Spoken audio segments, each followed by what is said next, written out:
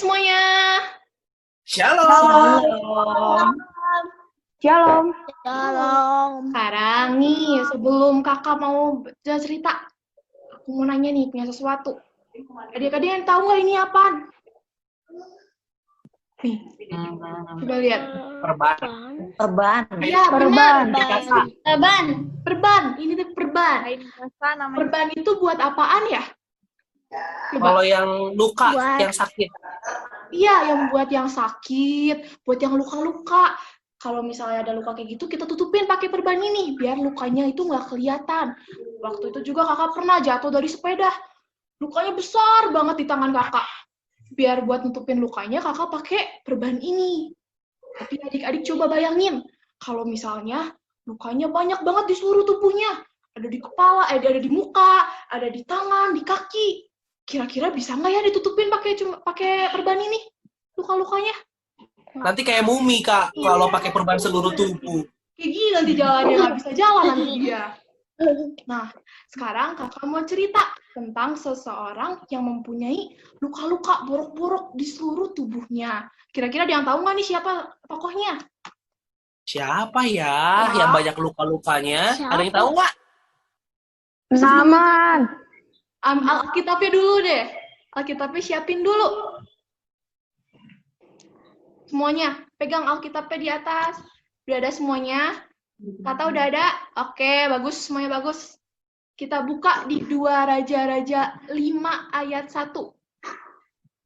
Coba 2 raja-raja di sebelah mana, adik-adik? Perjanjian lama atau perjanjian baru? Sebelah Ken, Samuel. iya, buka Ken.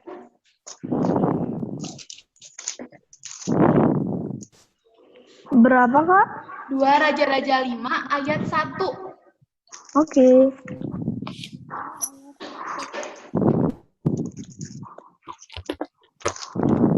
Yang udah dapet bilang yes. Yes. Oke, bagus. Belum. Belum, oke.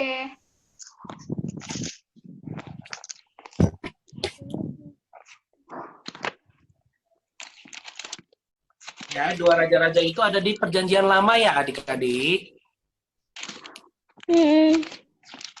Aduh. Coba Udah siapa yang belum Aura ketemu? udah dapet? Bagus. Tata udah? 2 raja-raja apa? 5 ayat 1.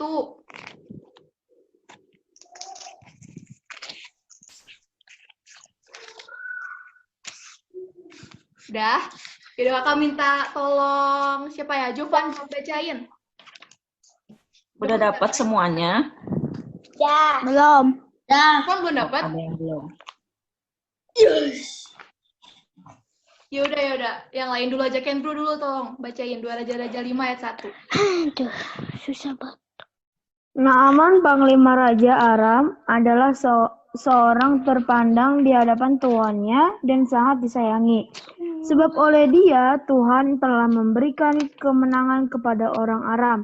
Tetapi orang itu seorang pahlawan tentara sakit kusta.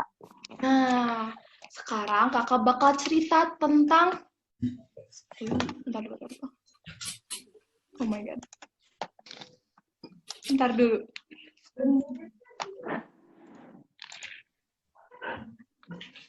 Bentar ya, maaf. Raja-raja. Oke. Hilang cuy.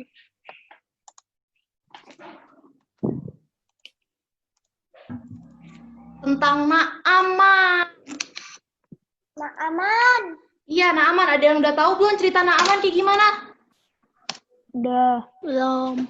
Belum. Jadi kita bakal cerita. Naaman itu merupakan seorang panglima besar Raja Aram. Tadi kan udah kita baca ya. Panglima besar tuh apa sih adik-adik? Ada yang tahu nggak panglima besar itu apa? Pemimpin Ada yang pasukan. Panglima besar itu adalah pemimpin pasukan yang memimpin perang-perang di kerajaannya. Nah, berarti kalau misalnya panglima besar itu, dia berarti orangnya hebat dong ya. Hebat, kuat, disayangi, dan juga dihormati oleh seluruh masyarakatnya. Tapi nih adik-adik nih, Naaman ini punya kelemahan. Coba tadi kan udah dibaca nih, kelemahannya apa kira-kira? Dia punya, ya bener banget, punya sakit. Sakitnya namanya sakit kusta. Sakit kusta itu, sakit kusta itu berarti banyak banget bercak-bercak putih di seluruh tubuhnya, borok-borok kayak gitu, luka-luka. Di Gatel ya, Kak? Gatel banget pokoknya. Di muka, di tangan, di kaki. Dan nih adik-adik, kalau misalnya kusta itu udah lama, tangannya tuh bakal nggak bisa digerakin. Bisa semuanya jadi kaku banget. Padahal kan dia panglima perang ya, panglima besar ya. Kalau panglima besar kan harus megang senjata di tangannya, megang tombak. Nah sekarang dia kena kusta, kan nggak bisa megang lagi dong tangannya, jadi dia nggak bisa berperang lagi. Naaman sedih banget. Aduh, kusta aku makin lama makin banyak ini, gimana dong nanti perangnya? Nah, waktu dulu itu ya adik-adik, bangsa Israel dan bangsa Aram ini sering perang.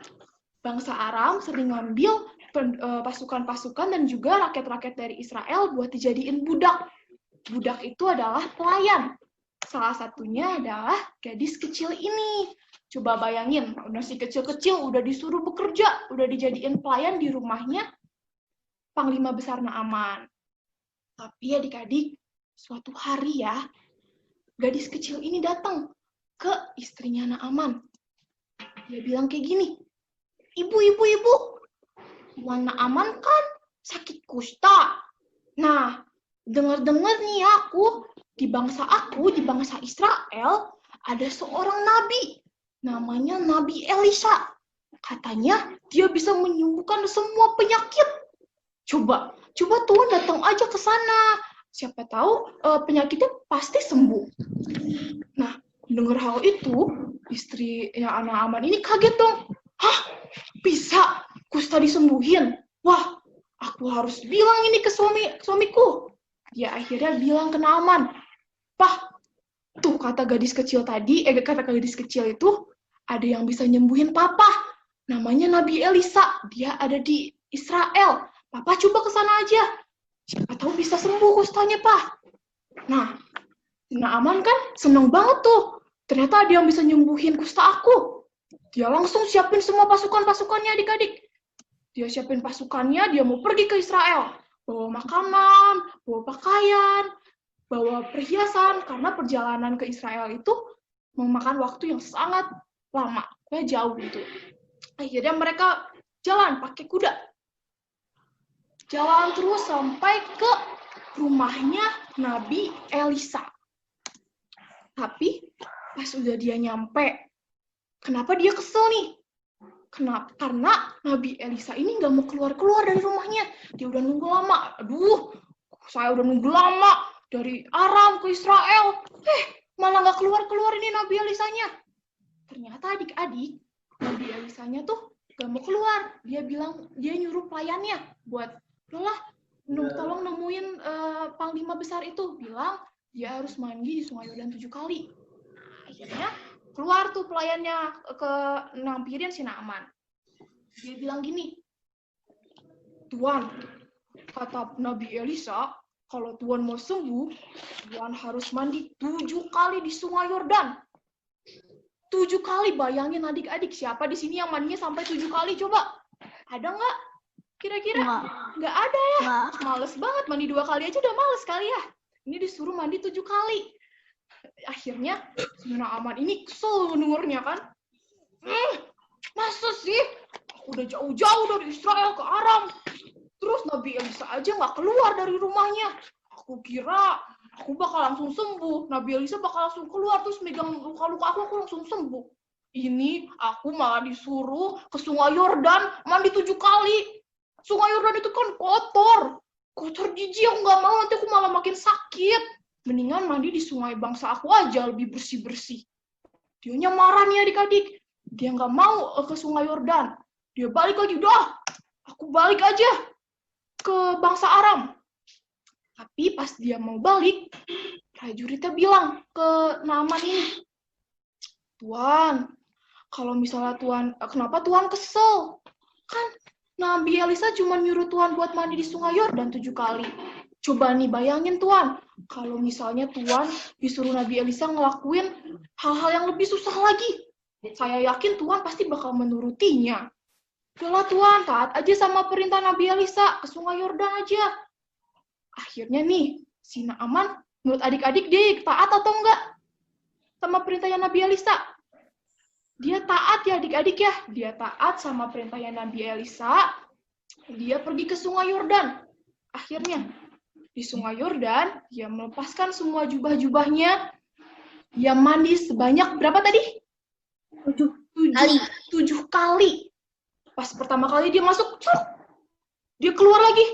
Masih ada. Aduh, masih ada nih kusta-kusta aku. Masih ada bercak-bercak putih di seluruh tubuhku. Kita masuk lagi yang kedua kali. Masih ada juga kustanya. Nggak sembuh-sembuh nih, aduh. Dia mulai kesal. 3 kali, 4 kali, 5 kali, 6 kali. Masih ada juga. Kesel banget nih aku. Jangan-jangan si Nabi Elisa ini bohongin aku. Pas ke-7 kali, nih adik-adik. Dia masuk lagi. Pas dia cemplungin badannya, dia keluar. Apa yang terjadi adik-adik? Kustanya sembuh. Naaman senang banget. Dia teriak, wah, akhirnya kusta aku sembuh. Kulit aku udah bersih lagi, seperti kulit bayi. Udah nggak ada lagi kan tuh bercak-bercak putih di tubuhnya, udah nggak ada lagi adik-adik. Dia sangat senang. Dia kasih tahu ke semua prajurit-prajuritnya kalau dia sudah sembuh. Nah, menurut adik-adik nih, yang dilakukan Naaman ini abis dia sembuh nggak? Apa aja yang ngapain nih? Dia balik lagi ke bangsa Aram atau gimana? Kita baca dulu di 2 Raja-Raja 5 ayat 15. Coba buka lagi 2 Raja-Raja 5 ayat 15. Udah ketemu? Kakak minta Aurel buat baca ayat 15. Kemudian kembalilah ia dengan seluruh pasukannya kepada abdi Allah itu.